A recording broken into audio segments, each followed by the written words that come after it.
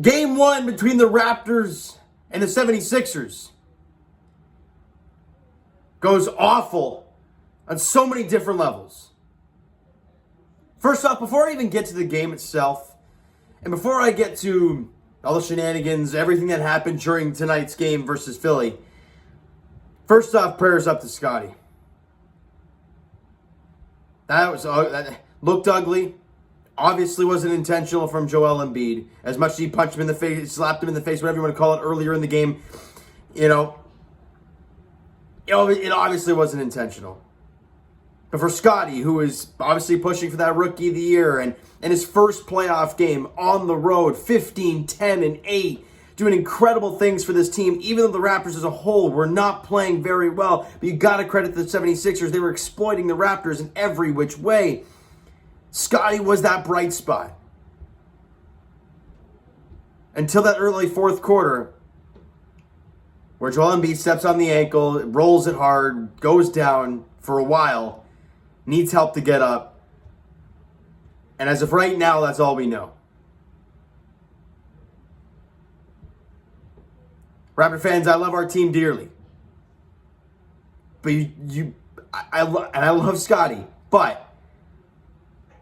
I think I'd be lying to you guys if I think that Scottie's going to play another game in this series.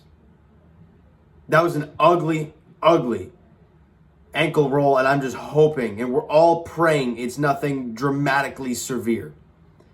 But the reaction from Scottie says otherwise. So we just wait and we wait for actual results. But until then, let's talk about this basketball game, even though it's kind of not a fun game to watch.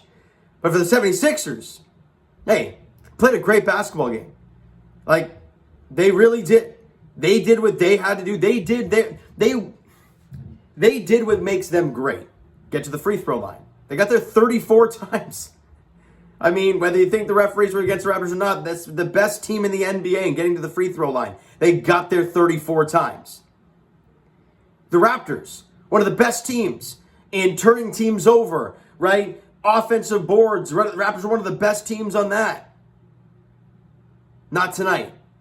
Early on in this game, look, we were only -3 in the offensive boards. But early on in the game, it was like 5-6-0 midway through the second quarter. And I'm like, man, either Philly's getting after it or the Raptors are just so tentative to do anything. And it was probably a mix of both. But when that started happening, and I mentioned, I can't remember if I mentioned in my round one preview yesterday, or if it's just in my mind, going into this game, going into this series, Tyrese Maxey scared the living hell out of me. Seeing what he did in that last game against the Raptors. Yeah, the Raptors won that game. They did a great job containing Embiid late. Tyrese Maxey kept them in that game. And I'm like, damn, this kid, 21-year-old kid, is phenomenal. And yeah, you can double team Joel Embiid. You can double team James Harden. Does that mean you're going to leave a guy like Tyrese Maxey open? And if that's what, happened quite often in this game, and he dropped 38. I mean, and like I said, everything that could have gone right for the Sixers did. And I'm not, trying to dismiss how good they played. But, all Sixer fans hate Tobias Harris. I mean, they would be lying if they say they love the guy. He dropped 26 tonight. Tyrese Maxey had 38. Neither Joel Embiid, I think Harden had 22. But Joel Embiid had a double-double, didn't even crack 20 points. But it doesn't matter. The supporting cast got it done. And for the Toronto Raptors, they got away from what they do best. Turning teams over and getting in the fast break and getting second chance points. But let's break down the game if you want real quick. I mean, we were -8 in the first quarter, 35-27. But it's okay. We've seen this team go down early and find a way to come back. It's not a big deal. In that second quarter, again, they get it down to, I think it was like a 3-point game at one point. They're right there. Philly ramps it back up again. And they're actually +10 in that second quarter. And it is a 20-point deficit.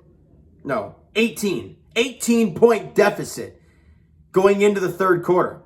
However, the Raptors, prototypically not a great first half team. So you're waiting for that third quarter push. And at one point, the Raptors do get that push. A big credit to Precious Achiuwa for some of that big burst. They end up getting it down to an 11-point game at one point, like midway through the third quarter. But that is answered by a 7-0 run by the 76ers. And that basically put the game away. You go in the fourth quarter thinking, hey, maybe one last push. And then early in the fourth, Scottie goes down with the injury, and it's like, Then on that play, Fred picks up his sixth foul in the game. He gets teed up because he's letting the officials hear it.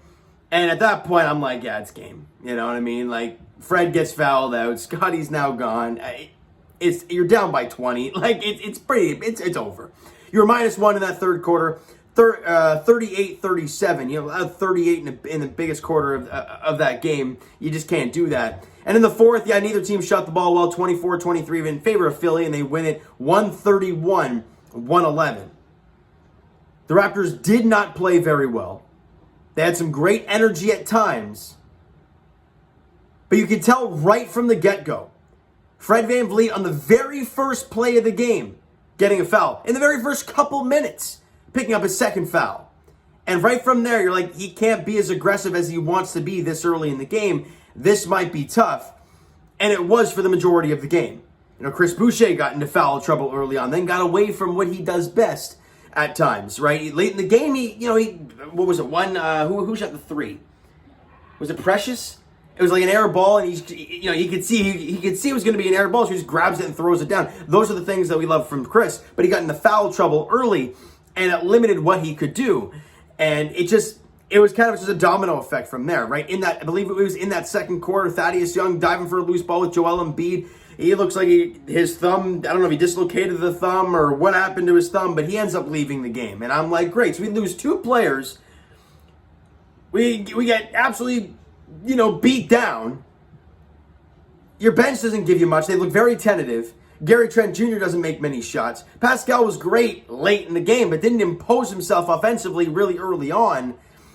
And you lose by 20 in game one. Now, is it a wake-up call? Maybe, but you just lost Scottie, and you just lost that. Those are massive losses to this Raptor squad.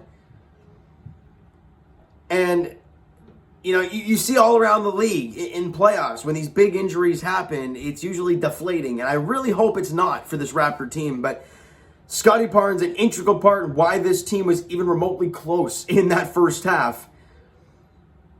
And I said it earlier, and I'm going to say it again, Raptor fans, because I think I want to be wrong, but I don't expect Scottie to play again this series. And I'm praying it's nothing more than that. Let's get to the player stats real quick. Scottie Barnes, 15 points, 10 boards, 8 assists in the game, 4 of 6 from the field, was 7 of 9 from the free throw line, including getting socked in the face from Joel Embiid, getting the flagrant foul. I mean, he was phenomenal. He was absolutely phenomenal. And it's just seeing him come into his own in the second half of the season, and you're thinking, hey, how can this transition into the playoffs? And this is what you get in game one. And then he goes down with that injury. It breaks my heart. And I believe, I could be wrong, but I believe Sixer fans were cheering in the arena. And I'm like, wow. A guy's rolling on the ground in pain, grabbing his ankle, and there's cheering? Okay, then. That's what it's all about. Anyways, Fred VanVleet, before getting fouled out, had 18 points, 1 board, 6 assists in the game, shot 7 of 12, was 4 of 7 from 3, but couldn't be that aggressive because of his foul trouble, had 1 steal and 2 blocks in the game. OG Anunoby, look, we said it in the round 1 preview, you know what you're going to get from OG when healthy. Well, he looked healthy today. 20 points, 7 boards, couple dimes, 9 of 15 from the field, 2 of 5 from 3. Gary Trent Jr., he's either red hot or he's ice cold. And tonight he was ice cold. At one point he was 1 of 8 from the field. Ends up 2 of 11, 9 points, 4 boards on 2 of 11 shooting, 3 of 4 from the line, 2 of 7 from distance. It was not pretty. No, and he got a lot of good looks too, did Gary Trent. You just got to knock those down. Pascal Siakam, as I mentioned, really didn't impose himself early, but as the game went along, he did. But I'm like, maybe it was a little too late. 24 points, 3 boards, 7 assists on 9 of 18 shooting, 5 of 5 from the free throw line, 1 of 2 from distance, and had 3 blocks in the game. But in the end, it just wasn't enough. You allow 130 plus. I mean, don't expect to win that game. They shot 49% from the field and 40%, that's Raptors, 49% from the field and 40% from 3, and 83% from the line, 19 for 23. Those are great numbers. Problem though, Philly shot 51% from the field, 50% from 3, and 85% from the line, 29 for 34. from the free throw line. And as I mentioned, the key things for the Raptors today, rebounding, fast break, and second chance points off of those offensive boards. Well, you were -3 in the offensive boards, and off of those, -3, you were -10 in second chance points. They beat you at your own game. Raptors, they only turned the ball over 3 times in the Philadelphia 76ers. Raptors only turned it over 8, but off of those turnovers, Raptors were -7. And in the fast break, Raptors were -19. So again, a lot of those things the Raptors usually dominate. They really have in the season series against Philly, but the playoffs are a totally different beast. And I think these guys really learned that tonight because Philly dominated them at their own game, right? I just hope and pray that Thaddeus Young and Scotty B are okay. Again, I'm not expecting either guy to play the rest of the season, and if they do, hey, fantastic, right? I'd love to see them back, of course, healthy, but Raptor fans, tonight couldn't have gone any worse for us. Philly played great. They did everything right. They got to the free throw line. They were shooting the ball well from the field, from 3, from the free throw line. They weren't turning the ball over. They were getting on the offensive glass. They were cleaning up the garbage points. They were defending well. It was just, the Raptors just didn't have it. And Philly just played a really good basketball game. Game 2, because there is one, on Monday, 7:30 tip-off there in Philly. And if you're the Toronto Raptors, look, the story goes, you're never in trouble until you lose a home game. That's only if you have home court advantage. Ideally, if you have to win one road game if you're the Toronto Raptors at this point. And if you find a way, again, barring Scotty and Thad not playing, you find a way to win game 2 and go back to Toronto with a split. That'd be incredible. But it's not going to be easy. Philly's buzzing after tonight's game.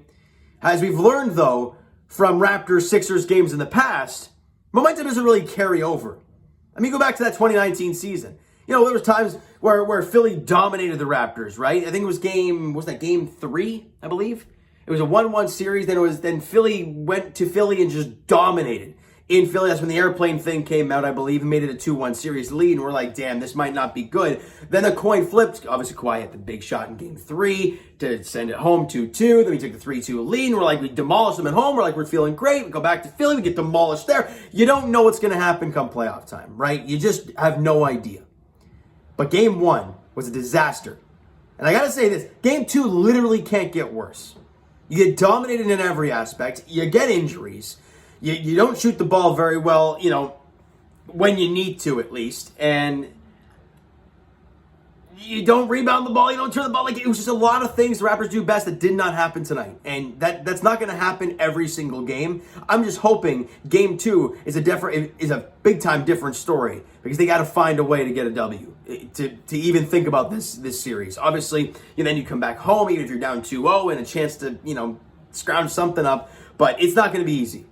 And without Scotty, without Thad, it just makes it that much harder for the Toronto Raptors, right? So you know what, guys? That is going to do it for this one. If you enjoyed the video and if you're a Raptor fan and hated the game tonight, and if you're a Sixers fan and you love the game tonight, smack that like button. Do appreciate that. Also, prayer up Scotty B.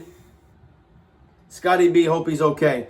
Give us some of that in the comments section, guys. Please do so. We're hoping and praying Scotty's okay. At least not as, again, I don't expect him to play, but I was hoping it's not so severe. We'll have to wait and figure out what ends up happening. We'll have to wait and hear what the medical staff ends up saying. But hit the subscribe button if you guys not already. Comment down below thoughts on the video, thoughts on the game, what you like, what you not like from today's game for the Toronto Raptors. Twitter link is down below, so follow up, send me all that great stuff. The Instagram link is also down below, so follow up there if you guys have not done so already. And I will talk to you guys Leafs edition very shortly as they're, at least as right now, in intermission against the Ottawa Senators 3-3 there. So I'll talk to you guys post-game. Then, as for the Toronto Blue Jays, I'll talk to you guys before the Leaf game, so I'll do that right now.